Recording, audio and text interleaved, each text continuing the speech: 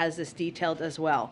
The security assistance the Biden administration is providing to Ukraine is enabling critical success on the battlefield against the Russian invading force. The number one reason that they're able to fight back is their bravery and courage. The number two reason is the security assistance that we are providing, and we are providing in coordination with our allies and partners.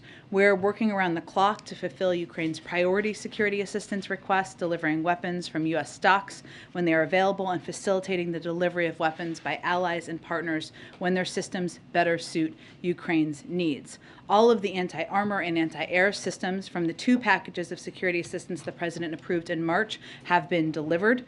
We are continuing work with allies and partners to identify additional weapon systems to help the Ukrainian military defend its country. Obviously, there was the announcement about the S-300s earlier today, and our efforts to work to backfill that.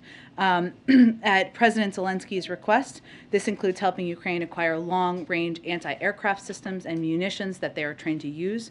More than 30 nations have sent Ukraine security assistance, thanks in part to the leadership of President Biden and diplomacy that he has been implementing for months now. On April 5th, we announced an additional $100 million in security assistance to Ukraine through Presidential Drawdown Authority. We also announced $300 million in security assistance on April 1st under authorities provided by the Ukraine Security Assistance Initiative. These announcements bring the U.S. commitment to more than $1.7 billion in security assistance since Russia's February 24th invasion and $2.4 billion since the beginning of the administration. I will not read through all of this for you. You can all, of course, read it yourself, and we will provide all of the list to all of you if you did not receive the Department of Defense fact sheet. Also wanted to note that today, according to a new independent study, the Biden administration's historic vaccination program saved 2.3 million lives in the United States, prevented 17 million hospitalizations and 66 million cases, and avoided $900 billion in healthcare costs. Over the past 15 months, the President has mounted a successful nationwide vaccination effort while executing a comprehensive strategy on treatments, testing, and more. As a result, schools are open, our economy is booming, and importantly, today's report shows we've spared millions of families the immeasurable loss that too many others have suffered. And because of the President's comprehensive response, we've entered a new moment in our fight against the virus. While COVID isn't over, Americans now have more tools than ever before to protect themselves, and this country is moving forward safely, back to many of our more normal routines. Unfortunately, Republicans in Congress are holding up critical funding. We need to make even more progress, to save even more lives, and to stay prepared against any potential surges or variants. Inaction will leave our nation less prepared for future surges and variants. It will mean fewer vaccines, treatments, and tests for the American people. This is deeply disappointing, and it should be unacceptable to every American. I also wanted to give you a sense of the week ahead. Just one trip next week that we announced earlier today. At this point, there could be more. On Thursday, the President will travel to Greensboro, North Carolina to discuss his administration's efforts to make more in America, rebuild our supply chains here at home, and bring down costs for the American people as part of building a better America. Following that trip, he will travel to Camp David, where he will remain over the Easter weekend. And then finally, as I've been doing a little bit this week, I just want to shout out some amazing colleagues I have. Lewis, who we have stolen from FEMA, not really stolen, he's a detailee. Oh, well, he's a fellow, actually. We've had him since November. Soon they will steal him back. And Lewis has been remarkable. Lewis has been reading Russian media, which comes in great use. He has been tracking down a range of coverage about the war in Ukraine. He has been relentless in giving us updates and providing us information, and we're incredibly grateful to Lewis, and we'll be sad to see you go back to FEMA to do very important work. Many of you know Amanda Finney. I call her the mayor because she knows every person, seemingly, who works in the building and on the complex, which is about 2,000 people. I would not survive this job without Amanda Finney. You probably would all not have received all the help you have received about a range of things without Amanda Finney. She is smart, sassy, level-headed, stable. She's remarkable, and we may all work for her one day in some capacity. I certainly may, but I am very grateful to her, so just wanted to shout that out. And her yellow suit is very joyful for a joyful day.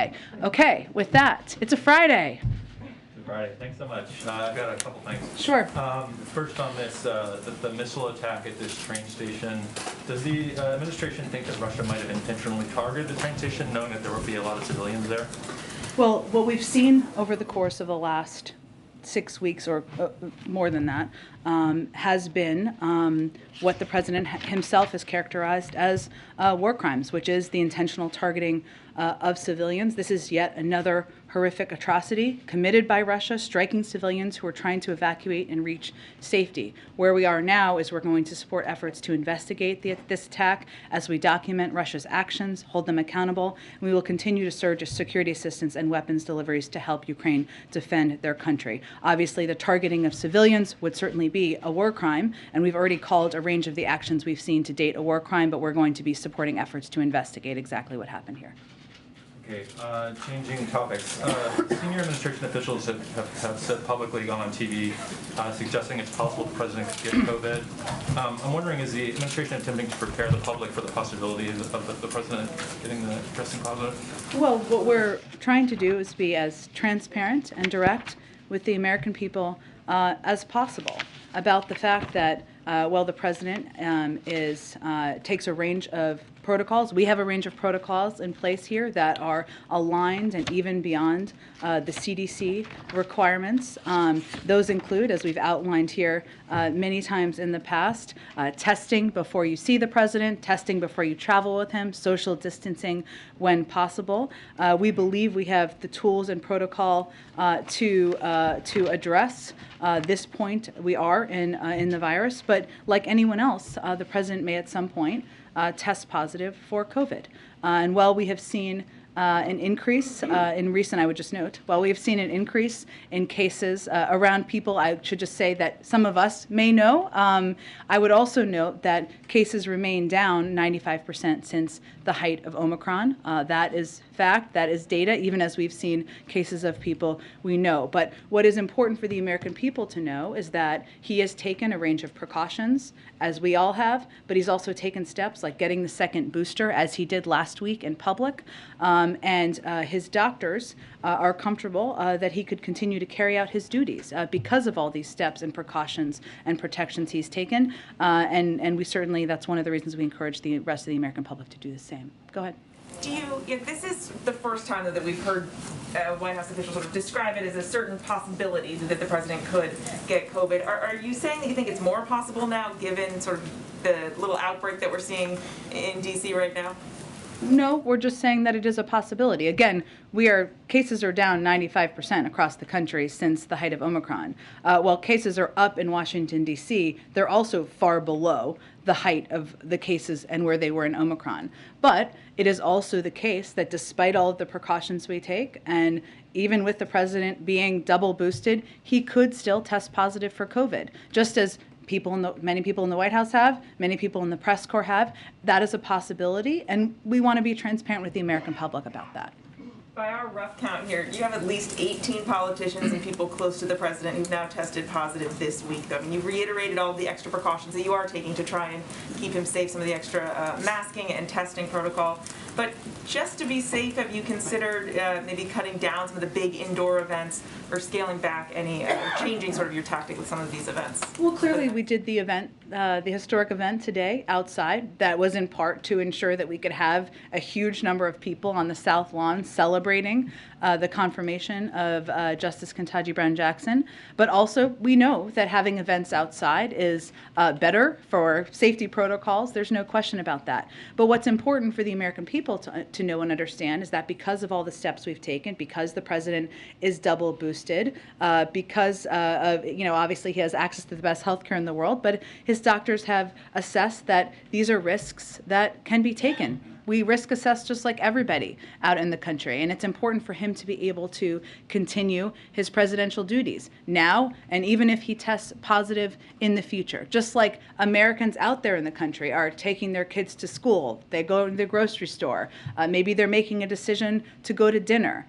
This is a time where we are certainly living with the virus, but we have a range of tools at our disposal to do that. Go ahead. Thanks, Jen. A couple of quick questions on oil and then one on the French election. We have some reporting showing that the administration is considering easing sanctions to allow some oil imports from Venezuela as a way to replace banned energy shipments from Russia. Can you talk a little bit about any such considerations? I'm not aware of that being under consideration. Okay. Okay. At the moment, is it going to perhaps be considered for going forward? It has not been, so I'm not aware of being under consideration. Okay, and one other one on when Dilip was in India. He delivered this warning to India to not raise purchases of Russian oil. And we were wondering if perhaps sanctions along similar lines are being considered for other nations, asking them to keep purchases of Russian oil only limited to previous levels and perhaps not. First, I wouldn't characterize it as a warning, nor did we at the time. He went and had a constructive conversation and made clear that while it's the decision of each individual country, including India, to determine whether they're going to import Russian oil, it is only 1 to 2% of their imports. About 10% of their imports is from the United States. And so he conveyed, of course, they should abide by sanctions, which are not related to that decision, but also we would be here to help them diversify and move towards even reducing further beyond the 1 to 2%. Is that decision perhaps being relayed also to other countries, asking them to perhaps follow the same guidelines?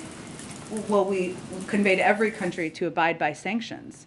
And we've conveyed to a range of European countries, as you know, and as we've talked about, that as they work to diversify their energy sources, that we are here to assist in those efforts. And there are a range of steps we've taken, including efforts on LNG. I mean, that's natural gas, of course, but efforts on LNG and moving some resources from Asia and other places, and ensuring that there are options to for any country that wants to diversify their energy sources. Okay, and one on the French elections. Sure. Are you watching the French elections coming up this Sunday, perhaps with any concerns, especially with the rise of Le Pen, who is a far-right candidate running against Macron? We are certainly watching the elections, but I don't have any prediction of what the outcome will be. And once there is an outcome, I'm sure we will speak to it.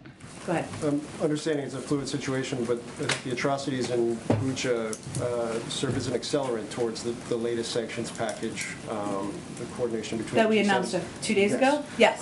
Is there any sense that the strike that we saw this morning will also accelerate talks on additional sanctions between the coordinated allies?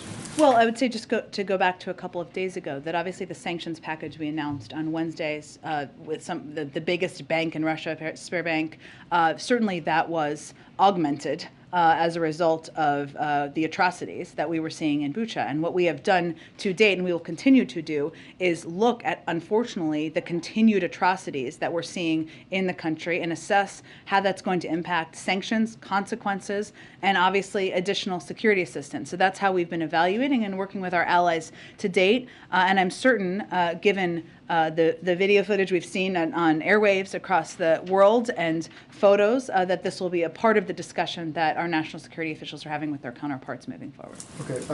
On the S-300, it's been fairly apparent for the last several weeks that was a process that you guys were engaged in. Yeah. I know you are deliberately ambiguous as to some of the other processes that may be taking place, but is it fair to say that there are multiple other tracks that are similarly far down the line for other weapon systems, or how can you characterize how far along you are compared to where you are now with the S-300 on other systems? So, well, one, I mean, part of our objective here, and the S-300s are an example of that, is to see that we can get defensive equipment that Ukrainians are trained on and that we know it can be effective moved to Ukraine. So we are, of course, grateful to Slovakia, and we work closely with Slovakia to also meet their defense needs. And part of our considerations here, as we're looking at the list of requests that the Ukrainians have, is what do we have access to here in the United States? What military equipment do we have access to? There are systems we may not have access to, or we may not even have those systems.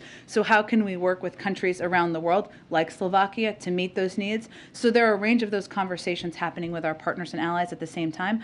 I will tell you that often it is the preference of these partners and allies not to be public about these conversations, and at times it is the preference of the Ukrainians, and we certainly respect that. There's one final one. It's been a pretty historic 24 hours for the history of the Supreme Court for the country. We've seen the president speak publicly. Can you talk about, give any color in terms of what he's been like behind the scenes, delivering on a campaign pledge, putting the first African-American woman on the court, how he's been with staff, with the justice, all of that? Sure. I'm going to try not to ugly cry about this day, which we were all doing on the South Lawn. Look, I was with the president before he went out. I was there on time. I didn't run out, as you would have seen. I was with him before when he was reviewing doing his final review of his remarks, and what he was reflecting on is, and you saw some of this in his speech, were the number of people, whether it is people who work at the White House, people who are part of his everyday, stewards or others who have commented to him how significant this moment is, and how, in a place where you are just trying to make it through every day, and every day is history in many ways. History can be heartbreaking, and many days it has been. History can be exhausting, and many days it has been, and history can be joyful. And today was a joyful day in history, and that is certainly how the president was. You saw his granddaughter, Naomi, who he talked about in the speech, come out.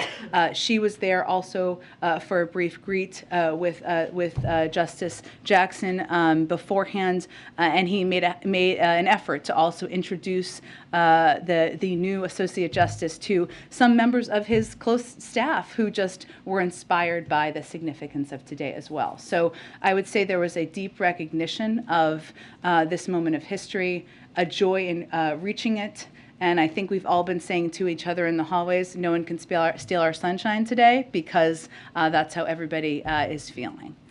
Go ahead. Thank you, Jen. To follow up on that, did the president spend any time with the Jackson family before the formal event or afterward? Well, I think as we confirmed, she signed her commission, or he signed her commission, and her family was with her for that. So it was briefly before he came out to do the remarks. Okay, got it. And to follow up on a question from Katie earlier this week about other precautions that the president may or may not be taking, do you know if he is taking any monoclonal antibodies to help prevent catching COVID? Well, Evusheld is for immunocompromised. That would be the preemptive step, and he's not immunocompromised, so he's not taking Evusheld. Is he taking any other medication that might help? Like what? Well, I don't actually know. That's a great question. Other than the booster, we've heard other people taking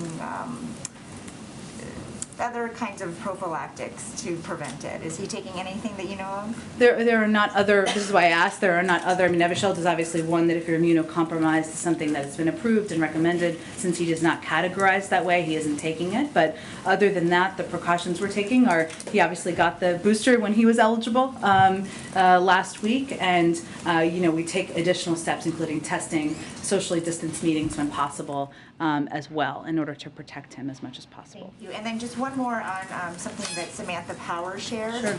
She said that Russian forces have killed at least 7 journalists in Ukraine in 6 weeks, and that Putin soldiers are killing journalists at an unprecedented rate. Is there any intelligence, any information that Putin is targeting journalists? And do you have any warning that you're sharing with American journalists covering the war? Well, one, we value the role that American journalists and journalists from around the world, that felt like a direction somewhere, so, have played in bringing bringing to light for a lot of people in this country this war, what's happening, the devastation, the horrors. It has had a direct impact on people's emotional response in the United States. There's no question about that. We recognize the war of journalists in war zones, of course, and value it. And as you all know, we also work very closely with leaders of news organizations to ensure that they have up-to-date information to keep members of their media organizations safe. It is still a war zone, an active war zone, and we're still conveying that Americans should not be there, right, including journalists. In terms of specific targeting, we knew from the beginning, and we have talked publicly about this, of course, that President Putin and the Russian military was going to target, was intending to target, or could target civilians and others, including journalists could be part of that. But I don't have any new intelligence or anything beyond that. Thank you. Go ahead. Thanks, Jen. Is there a carve-out in CDC regulations for COVID for Vice President?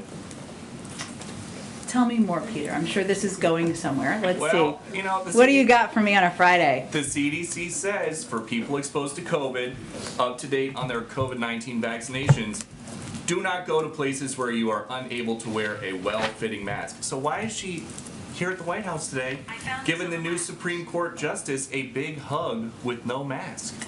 You mean when she gave her a hug outside? Yes. She was outside. Does the CDC say the people who are close contact can give people hugs outside? We know, Peter, that outside you can benefit significantly being outside. That's why we had the event outside today. I will tell you that the Vice President has been wearing a mask inside. When there was a private greet, they were all wearing masks before they went up. She wasn't wearing a mask yesterday at the Senate. She was playing an important role in confirming or overseeing the confirmation of the first black woman to the Supreme Court. The vast majority, as was on camera, Peter, as was on camera. Let me finish my answer here, because Fox and others, I don't know actually that Fox carried it, but others did, saw that she was socially distanced from people for the vast majority of her time overseeing that confirmation yesterday. So this is not a case of rules for thee, but not for VP. In fact, the Vice President wore a mask inside today when she was both with the president, with her staff, other people. She was outside at the event. She was socially distanced for 99.9% of the event today, and she had an emotional moment, which is understandable. Okay, and one other topic. Following up on the smartphones that are being given to border crossers with technology so they can be tracked or so they can check in, is there any plan to give free smartphones to U.S. citizens that want them? Should we not be tracking migrants who irregularly cross the border? I'm asking if... Or do you have an alternative suggestion for how they should be tracked? I, unfortunately, have not been asked to make U.S. immigration policy. That's not Today's your moment. Well, it'd be great if anybody that wanted a free phone and a free monthly plan could get one. So is that going to be an offer for everybody, or just people that walk into the country illegally? Well, Peter, when we talked about this the other day, what I noted to you is that we have a range of means of tracking individuals who irregularly migrate to the country in order to ensure that they are meeting their notice to appear obligations and that they are appearing in court when they should appear in court. Phones is one of them. There are also ankle devices and a range of tracking devices. 80% of individuals of non-citizens released at the border from DHS custody under prosecutorial discretion have either received a notice to appear or are still within the window to report. So yes, there's telephonic reporting. There is SmartLink, which enables participant monitoring via smartphone. There's the global positioning system. These are the range of means with modern technology that we monitor. Last one on this. Does the president have any plans to figure out what these small towns who are bracing for a major influx in migrants next month need by making his first ever trip to the border? I have nothing to predict for you in terms of additional trips. The president will be traveling the country, but I don't have any more specifics for you at this point. Just Thanks for for the clarity, question. earlier you guys told us via pool that the president was tested negative. That was today, for clarity? Yep. Mm-hmm. Okay, so the cadence has clearly changed, right? We knew there was one on Wednesday, he was negative. Today's Friday, he tested negative. Just for keeping track of it, is it now 3 times a week, 2 times a week? Is there a way to His describe doctor it? makes an assessment on how many times he should be tested, and we do our best to provide that information to you as he's tested. And aside from the time he spent with Ketanji Brown Jackson, her family, there was no, because there's precedent to this, there was no indoor reception, indoor ceremony that existed, some kind that cameras didn't see before. Okay. Let me, if I can, during his remarks today, the president said something that was a bit striking. He was condemning some of the conservative Republicans and their criticisms of Judge Jackson when she was testifying recently. He said there was verbal abuse, the anger, the constant interruptions, the most vile, baseless, vile assertions and accusations. Whew. Is that a preview of messaging that we're going to hear from the president heading into the midterms? Is that a message that the White House wants to deliver and will be repeating? I don't believe that the conduct of senators at a hearing is going to be central to the president's remarks when he's out traveling the country. But I think what he was speaking to on a historic day is that while Judge Jackson was the picture, now Justice Jackson, was the picture of dignity in her hearings, some others in the room decided to be the opposite. And he is somebody who has more experience overseeing Supreme Court hearings than anyone living. He has overseen them during Republican and Democratic presidents and expects a certain level of conduct, professionalism, and decorum. And that is not what we saw. For today, as opposed to like a central theme that we'll see in terms of contrast? I would say that I think the American people can expect that he'll continue to talk when he's out in the country, for whatever reason, about how to bring down their costs, how to make sure that he is fighting for them and bringing them relief, and how he's going to get the COVID pandemic under control, less about the conduct of senators at a hearing. Let me ask a very quick question then on costs, if I can. Right now, the cost of gas in this country on average is $4.14. Does the White House want a gas tax holiday? It is certainly on the table, and certainly something we continue to consider. We have seen a number of states do that, and it can have an impact, about 18 cents, I believe, if I remember correctly. One of the reasons why we're considering it, our primary focus to date, as you all know, has been taking steps to increase supply and get more supply into the global marketplace. But it remains an option under consideration. Go ahead. The UN today put out a report saying that global food prices in March reached a record high. Yeah. What is the U.S. doing, if anything, to mitigate possible additional increases here? Here in the United States? Correct. Well, it is something that we are certainly watching very closely while we continue to believe that the impact will largely be in the Middle East and in Africa, I believe, in a lot of other parts of the world, less in the United States. We are continuing to work, our Department of Agriculture is continuing to work with farmers and suppliers about any needs we have here, and the President is continuing to work to bring down costs in a range of areas for the American people as we prepare for the impacts of this war. It was pretty widely reported yesterday, prior to her COVID diagnosis, that Speaker Pelosi was planning a trip to Taiwan. Beijing reacted very negatively to that. Is the U.S., is the Biden administration comfortable if she were to do that, such a high-ranking U.S. official? I think we understood her trip. I don't have any further comment on it. Go ahead. Thanks, Jen. Two questions for you. The first, today my colleagues in the UK reported that Chancellor of the Exchequer, Rishi Sunak, had a U.S. green card which he surrendered this past October.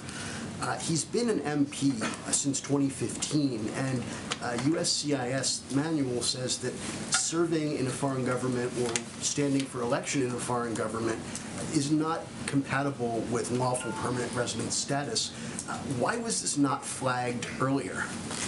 I would point you to the State Department or the Department of Homeland Security. I don't have any more comment from here. I mean, is it a problem? Does the President see it as a problem that possible for someone to serve at a high level in a foreign government and maintain lawful permanent resident status in the U.S.? I mean, what if this were someone who was serving in the Russian Duma?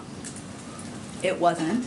But I would also, again, point you to the portions of the government that oversee green cards and oversee, the status of documents. I'm happy to bump it for them as well and see if there's more we can provide to you. Second question. There's a death row inmate in Texas, Melissa Lucio. She's set to be executed soon. Many experts believe her confession was coerced and is false. She has bipartisan support for clemency and support from the EU and many other foreign allies. Would the President consider asking Governor Abbott to intervene?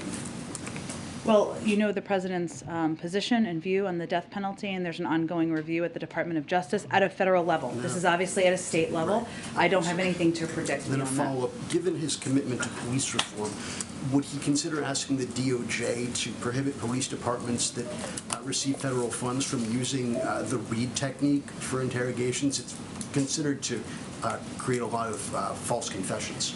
Well, again, I know the Department of Justice has taken a number of steps, including on chokeholds and other actions that needed to be reformed in police departments across the country. I don't have anything to preview or predict in terms of additional steps. The President supports their efforts to do more. Many of them have talked about their desire to do more, and obviously we are continuing to consider an executive order on police reform here, given there has been an inability of Congress to move forward. Go ahead. Thanks, Jen. There are some pretty desperate images coming out of Shanghai right now, which is under lockdown for COVID, people begging for food and medicine. Is the White House monitoring that? Is there anything the U.S. can do to help the humanitarian situation there? And also on the supply chain front, is the administration aware of any further supply chain snags coming as a result of this, and how are you prepared to address them?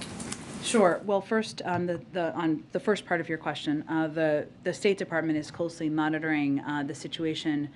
They are providing consistent updates of the situation on the ground, and will certainly assess with USAID and others if there's additional assistance that could be provided. On the supply chain component, what we know is that the port is continuing to operate normally, and where we're seeing the impacts, which still could have an impact over the course of time, of course, is factories, warehouses, and trucking, where we are seeing shutdowns within the region, which we know could cause delays, especially for air cargo as well. Because this is just happening, we don't have a prediction at this point on how that could impact bigger global supply chain issues. It depends on a lot of factors, how long, et cetera. But it is something we are closely monitoring, and it is something we will continue to work to address if it extends farther. And just one more housekeeping item. Do you have a timing update on when the president might sign the trade preference bill on Russia that passed? I don't, and I know you and others have been looking for this, and let me see if I can get an answer before we all wrap up today. Go ahead. Jen, could you speak to the efficacy of sanctions? I know there was a new sanctions package rolled out this week, and initially we heard a lot from administration officials about this being a deterrent. I know that has changed, and so can you speak to sort of the end goal and what is the efficacy of sanctions? Well, I would say that we have a couple of objectives at this point as it relates to the war in Ukraine. One is to impose severe consequences, send a marker for the world and for history about the horrific nature of these atrocities. These consequences, and the second part of our objective is to ensure that these consequences are having a significant impact on the economy in Russia. We're seeing an inflationary rate of about 15%, a projection of a contraction of 15% in the Russian economy. 600 private sector companies have left Russia. We know it is having the impact that the world intended. This is the most significant coordinated set of sanctions ever done in history on this large of an economy. The third objective here is to make it much more difficult for President Putin to fund his war. And if you look back, say, earlier this week at the example of the bond payments and how Russia has basically been put in a decision of in a place where they either have to use their limited resources they have that are also being used to fund the war to prevent a default or default. That is the position they're in at this point in time, but also because we've cut them off through export controls and a number of other means from having access to materials and technology, but also access to funds, it makes it more difficult for them to fund the war. That is part of it. And the last objective is to continue to make it clear that this is a strategic blunder, their decision to invade Ukraine, and one that will make President Putin a pariah in the world. So those are why and what we are hoping to achieve. Can I ask one follow-up? Yeah. Is there anything being done in terms of either monitoring or actually just, I guess, monitoring to take a look at the effects of sanctions on ordinary Russians or anything that the administration is thinking to just deal with that population of people who are being affected? The Russian people, yes, you mean? Certainly we are looking at how this is impacting the Russian economy writ large, and it is certainly as inflation is going up and as the economy is contracting, that means prices will go up, and we do know there will be a broad impact. That is the fault of President Putin and the fault of President Putin invading a sovereign country. So it is important also for the Russian people to know and understand that, and we have been working through a range of means to communicate about the realities of the war and the facts of the war through Telegram, through YouTube, through a range of channels as well. Go ahead. Thanks, Jen. General Milley earlier this week talked about the possibility of building permanent U.S. bases on NATO's eastern flank. I wonder with what seriousness the White House has given that, or as you look long-term at the war in Ukraine, whether shoring up the eastern flank with permanent bases is something that's been considered.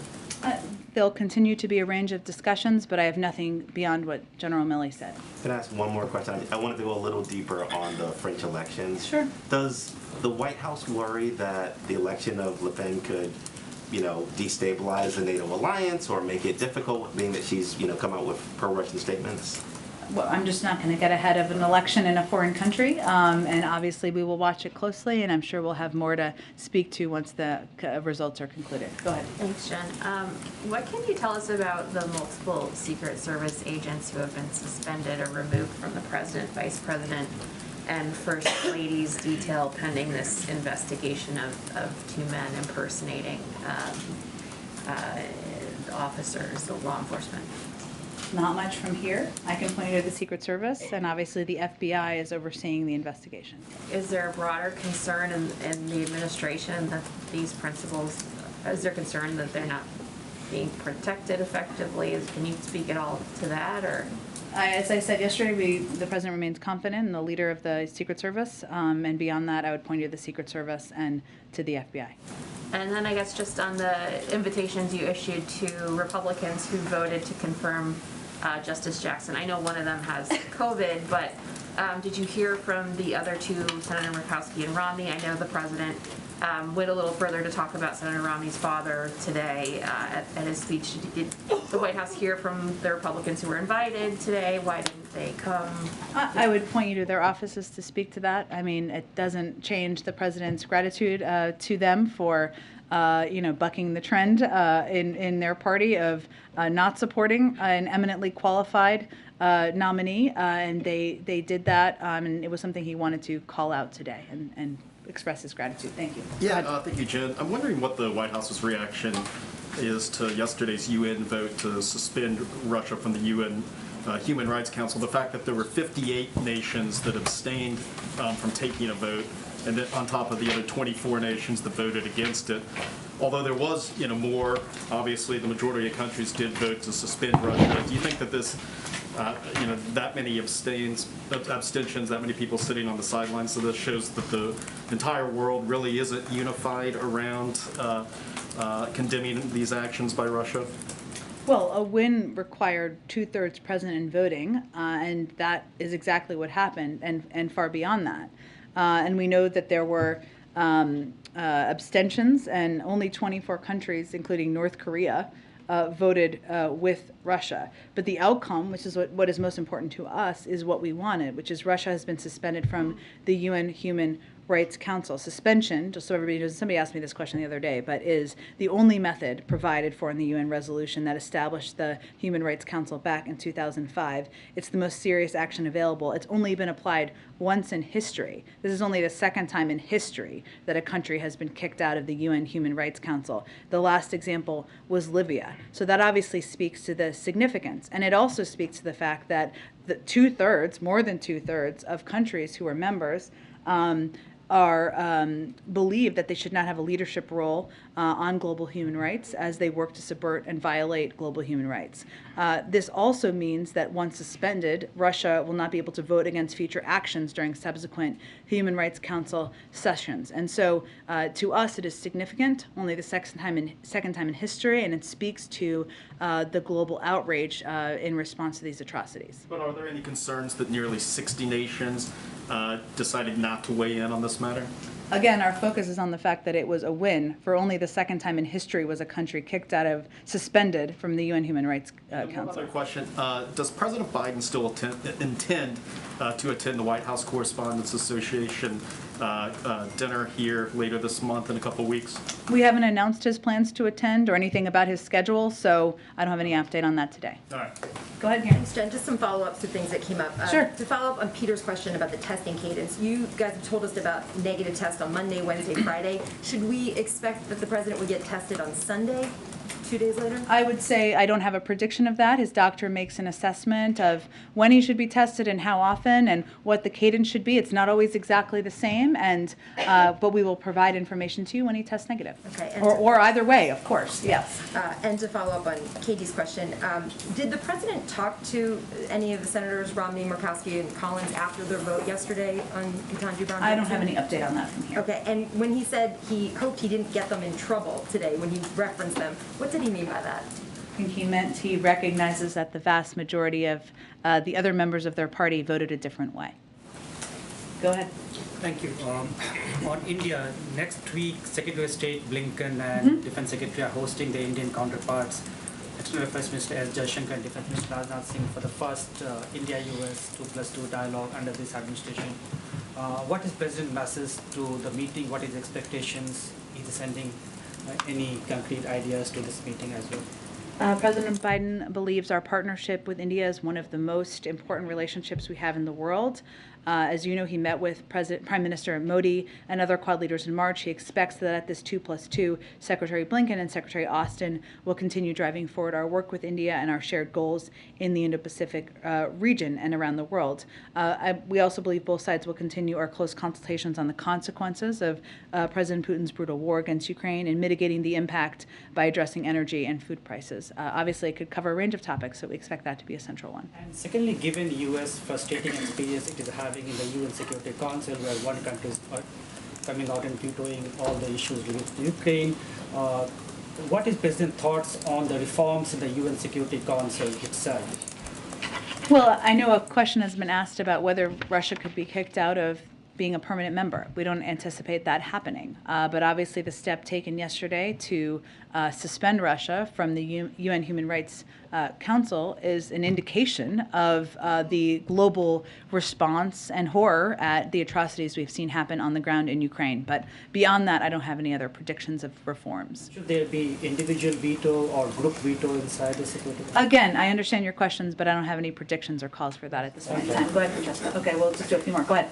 Thanks, Jen. Since his State of the Union address, the president has only made a handful of domestic trips. We've talked in here before about how he'd like to get back into the community and have a chance to interact with the American people. Is the current COVID wave getting in the way of his travel plans? No, I expect he's going to travel a bunch in the next few weeks. Okay, and you had mentioned that he will be going to North Carolina, and you didn't have too much more to add on that. But might the president, while he's in Greensboro, be visiting one of the area's two historically black colleges and universities? I don't have more details at this point in time. As they get finalized, I'm sure we'll share them with all of you. Go ahead. Thanks, Jen. I have a two-part question on student loans. Yep. Last year, President Biden directed the Department of Education to create a report on whether he has presidential authority to unilaterally do a broad cancellation of debt. I don't believe that's ever been made public, and as you're looking at loan extensions or loan pause extensions, can we anticipate seeing a release of that report? And secondly, as you've talked about how the president wants to lower costs for Americans. Borrowers have expressed stress, anxiety about these short-term extensions. What's your message to them? I think our message to them is that not a single person has paid a dime on their student loans since the president took office. And he has continued to evaluate and assess with the Department of Education and other policymakers in the administration what the needs are to lower costs for people, including people who have student loans and do feel stressed, even as the economy is continuing to recover, but as we see costs too high in some areas. On the first question, I don't have any update on that. I would tell you that if Congress were to send him a bill to cancel his $10,000 in student loans, in student debt, he'd be happy to sign it. Go ahead. Last one. Go ahead. Thank you. Well, Rachel Wallace, who was the general counsel of the Science Office, who the White House found had been bullied by Dr. Lander, has been told that she will not be getting her job back as general counsel. Why? I'm not aware of this personnel update. I'd have to check on it. I'm happy to do that, and we will get you back a comment. Right. Then a follow-up. Yesterday you said, when asked about Vice President Harris's and the mask at the Senate, you said that she would follow CDC protocols at the event today. CDC protocols clearly say you should be wearing a mask. Doesn't distinguish between outside and inside. So why didn't she wear a mask? And she was socially distanced for the vast majority of the event today. She was standing next to the president. About 6 feet away. Thanks, everyone. Jen, Thank you, everyone. You're on,